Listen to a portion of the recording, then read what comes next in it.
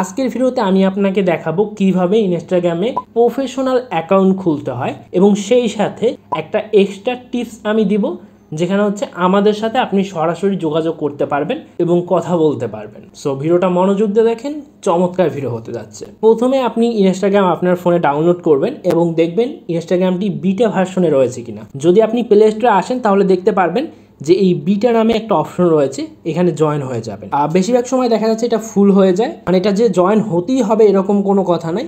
But আপনি যদি beta ভার্সনে থাকেন সেক্ষেত্রে আপডেটগুলো একটু তাড়াতাড়ি পাবেন এবং যে কোনো বিষয় আপনি একটু আগে জানতে পারবেন। সো দেখেন আমার বিটা ভার্সনে জয়েন হচ্ছি। এরপরে কাজ হচ্ছে আপনার ইনস্টাগ্রামটি ওপেন করুন। আসসালামু আলাইকুম।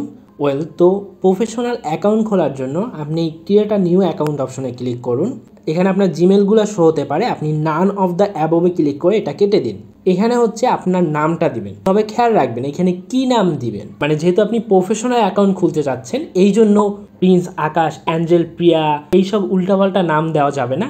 এখানে অবশ্যই একটা ডিসেন্ট মানে পরিপাটি একটা নাম দিতে হবে আপনাকে। আপনি চাইলে যদি কোনো বিজনেসের জন্য খুলতে চান বা কোনো ইউটিউবের জন্য খুলতে চান সেক্ষেত্রে আপনি সেই নামও দিতে পারেন। তো যেহেতু আমি আমার চ্যানেল রিলেটেড অ্যাকাউন্টটা খুলবো, সো আমি এখানে আমার চ্যানেলের যে নামটা রয়েছে SRM এটা দিয়ে দিব। এরপর আমি নেক্সট অপশনে ক্লিক করব।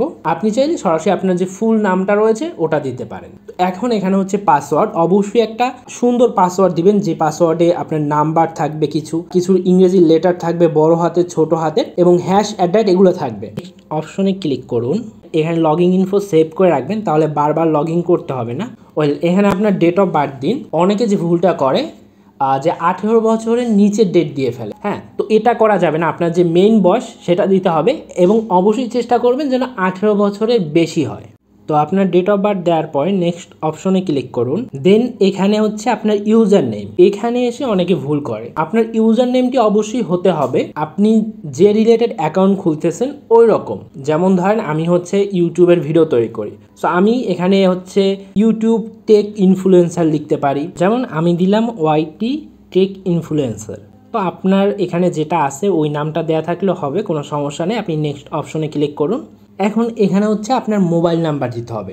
আপনি যদি মোবাইল নাম্বার দিয়ে অ্যাকাউন্ট খুলতে চান তাহলে মোবাইল নাম্বার দিবেন, আর যদি আপনি জিমেল দিয়ে অ্যাকাউন্ট খুলতে চান সো সেখানে জিমেল দিবেন। আমি নাম্বার দিয়ে অ্যাকাউন্ট খুলবো, এই জন্য আমি নাম্বারটি দিচ্ছি।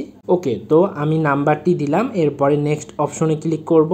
এখন আমার নাম্বার যেটা আমি দিয়েছি ওই নাম্বার একটা ভেরিফিকেশন কোড যাবে, সেটা কালেক্ট করব। এখন ফোন নাম্বার দিয়ে অ্যাকাউন্ট খুললে যেটা হয় এই ভেরিফিকেশন কোডটা আসতে লেট হয়। সো এক্ষেত্রে আপনি চেষ্টা করতে পারেন যে sign up with email option দিয়ে আপনার জিমেল থেকে অ্যাকাউন্ট খুলুন। আপনার জিমেলটি দেওয়ার পরে নেক্সট অপশনে ক্লিক করুন। আপনার জিমেলে একটা ভেরিফিকেশন কোড চলে যাবে, ভেরিফিকেশন কোডটি কপি করুন। কপি করার পরে এখানে এসে পেস্ট করে দিন। নেক্সট অপশনে ক্লিক করুন অ্যান্ড এখান থেকে আই অ্যাম অ্যাগ্রি এই অপশনটিতে ক্লিক করুন। আপনার অ্যাকাউন্ট মোটামুটি ক্রিয়েট সাকসেসফুল। বাট এখন কথা হচ্ছে এইটাকে SEO ফ্রেন্ডলি করতে হবে।